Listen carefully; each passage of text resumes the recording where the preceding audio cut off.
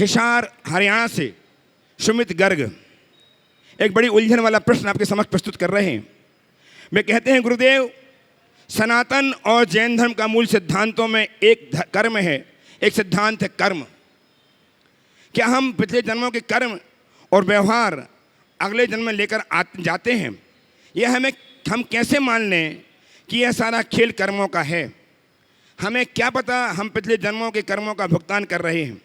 सामने वाला हमें अगर दुख दे रहा है तो क्या हम उन दुख और कष्टों को मानकर सहते रहें कि पिछले जन्मों का कर्म का भुगतान हो रहा है? हमें इस जन्म के लगभग सारे बुरे कर्म याद होते हैं, लेकिन पिछले जन्मों का याद नहीं। अगर यह सही है तो कर्मों का खेल तो अनंत दौर में कभी समाप्त नहीं होगा, क्योंकि आम जीवन में तो न चाहते हुए भी कर्म जरूर बनते हैं। कि हमारे इस जीवन में जो पूरे कर्म हो गए हैं, जो माफ़ी लायक, वो माफ़ी लायक हैं क्या? अंदर की आत्मा से माफ़ी मांगने से ये समाप्त हो सकते हैं क्या?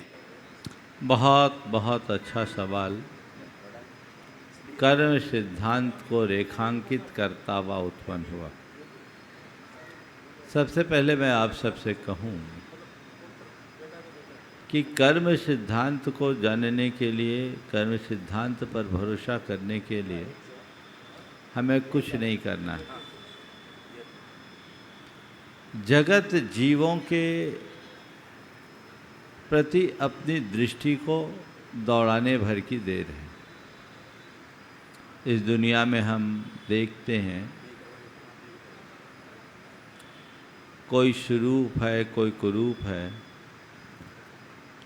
कोई विद्वान है, कोई अज्ञानी है, कोई धनी है, कोई निर्धन है, कोई विकलांग है, कोई शकलांग है,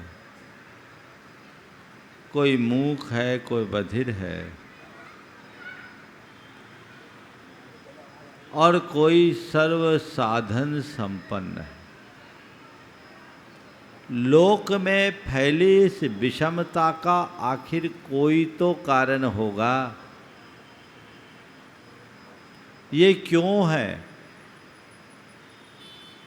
इसके पीछे अगर किसी वैज्ञानिक से बात करें तो वो कह सकता है कि इसके पीछे व्यक्ति के जीन्स का अंतर हो सकता है, डीएनए का प्रभाव पड़ सकता है, या और कोई आनुवांशिक असर हो सकता है। ये तो केवल बाहरी है। इसके भीतर का कारण तो कोई ना कोई है, और जो कारण है वही कर्म है। किसी व्यक्ति का जन्म अमुक व्यक्ति के घर में ही क्यों हुआ? ये भी तो इसके पीछे कोई ना कोई कारण है। इसे हम अनुमान लगाकर जान सकते हैं। कोई भी कार्य बिना कारण के नहीं होता। आज लोगों के पास दृश्य कारण जरूर दिखते हैं, पर हर दृश्य कारण के साथ कुछ अदृश्य कारण भी होते हैं, जिसकी तरफ लोगों की दृष्टि कम जाती है। जब हम उस तरफ देखेंगे तो हमें समझ में आएगा कि ये भी हमारे जीवन का एक बड़ा हिस्सा है, और इसका भी हमारे जीवन पर प्रभाव पड़ता है। इस आधार पर हम बोल सकते हैं कि हमारे जीवन के निर्माण में कर्म की महत्वपूर्ण भूमिका है। अब दूसरी बात कि हमारे जीवन में जो कुछ घटता है, क्या वह सब कर्मों के कारण ही घटता है? अगर हम स्थूलतया कहें तो ऐसा कह सकते हैं, लेकिन गहराई से विचार करें तो इसमें थोड़ा संशोधन अपेक्षित है। हमारे जीवन में जो कुछ घटता है उसमें कर्मों का कुट होता है, लेकिन जो कुछ घटता है वह सब केवल कर्मों के कारण ही नहीं होता। कर्मों के साथ और भी अनेक कारण होते हैं। कर्म है, दैव है, भवितव्य है, पुरुषार्थ है, संयोग है। अनेक अनेक कारण मिलने से किसी कार्य की उत्पत्ति होती है।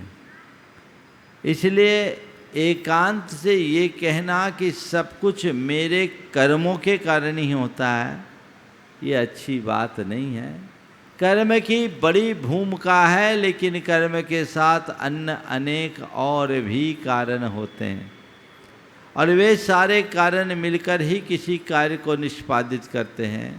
स्वयं कर्म भी अपना अकेले फल देने में असमर्थ है। कर्म अपना फल द्रव्य क्षेत्र काल भाव के आश्रय से देता है। यदि कर्म के अनुकूल द्रव्य क्षेत्र काल भाव न हो तो कर्म की ताकत कमज़ोर पड़ जाती है, और कर्म के अनुकूल द्रव्य क्षेत्र काल भाव के होने पर उसकी ताकत और अधिक बढ़ जाती है। तो कर्म के साथ अन्य अनेक कारक हैं। यदि उन कारकों को भी साथ जोड़ा जाए तो हम कर्म के साथ बहुत बड़ा बदलाव भी घटित कर सकते हैं। अब रहा सवाल आपका ये कि हमारे जीवन में भी जो कुछ किसी के द्वारा दुख दिया जा रहा है, इसे हम पूर्व जन्म का फल मानकर स्वीकार लें या कुछ और करें। देखिए, मन को शांत करने के लिए, अपने चित्त को स्थिर बनाए रखने के लिए, समाधान पाने के लिए एक बड़ा अच्छा मंत्र है कि हमारे साथ किसी ने कोई दुर्व्यवहार किया और हम उससे परेशान हो, उसकी अपेक्षा ये सोच लें हमारा अकाउंट सेटल हो रहा है। निमित्त तो है, बिना निमित्त के कोई काम नहीं करता। कर्म एक निमित्त होता है, तो उस कर्म के निमित्त से प्रेरित होकर के वो कुछ किया सो किया। हो सकता है उस कर्म के निमित्त के अतिरिक्त अन्य कोई भी निमित्त आ जाए, लेकिन उस कर्म को काटने का एक ही निमित्त है, वह है तत्वज्ञान।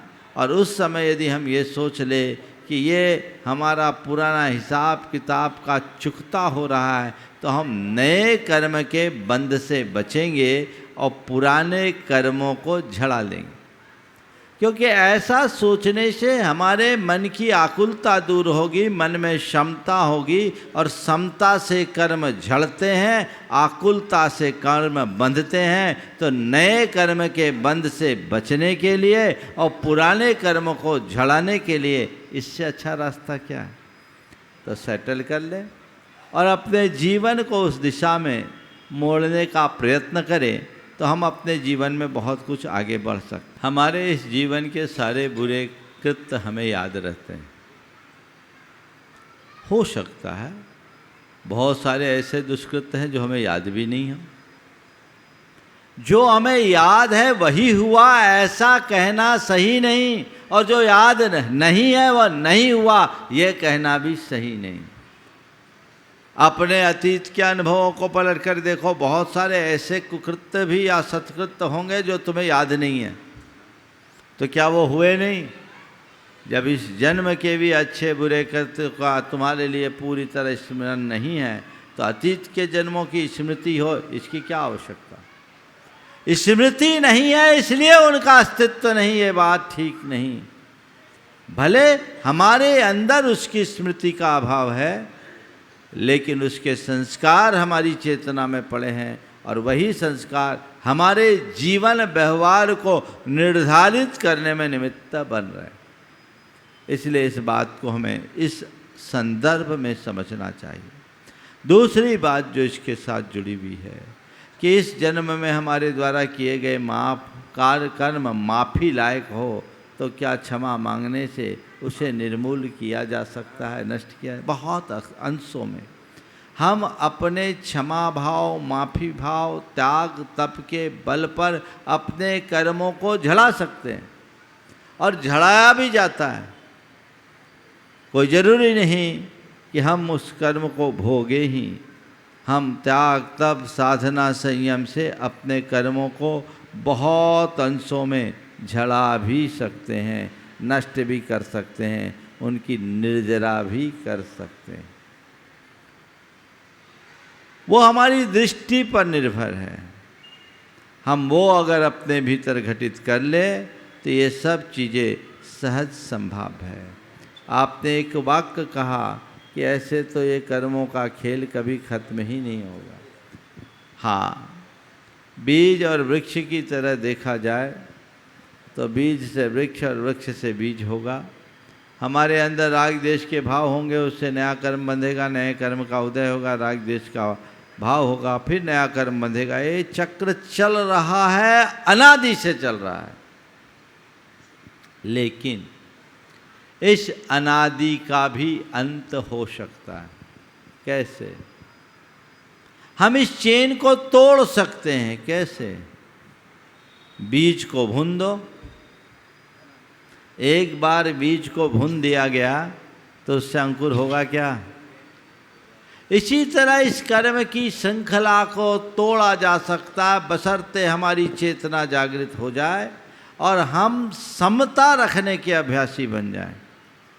अपने अंदर राग द्वेष के विकारों को उत्पन्न ना होने दें, अपनी चेतना को जगा लें, तो हम बहुत जल्दी कर्मों का अंत कर सकते हैं। सार यही है कि जीवन में जो भी अच्छे बुरे कृत्य हो रहे होते ही हैं, बुद्धिपूर्वक हो चाहे बुद्धिपूर्वक, लेकिन जब भी ऐसा कभी कोई प्रसंग आए, अपने मन की क्षमता को बढ़ाओ, सकारात्मकता को बढ़ाओ और कर्म के उदय में उससे अप्रभावित रहने की कला सीखो। जो कर्म से प्रभावित होते हैं उन पर कर्मों की मार पड़ती है, और जो कर्मोदय में तटस्थ रहते हैं वो कर्मों की जड़ उखाड़ देते हैं। कर्म की जड़ उखाड़ना है तो चाहे जैसे कर्म का उदय हो, धीरज रखो, समता रखो, संयम रखो, सहज भाव से उसे स्वीकार करो। कर्म की सत्ता जड़ मूल से उखड़ जाएगी और तुम्हारे जीवन का पथ प्रशस्त हो जाएगा।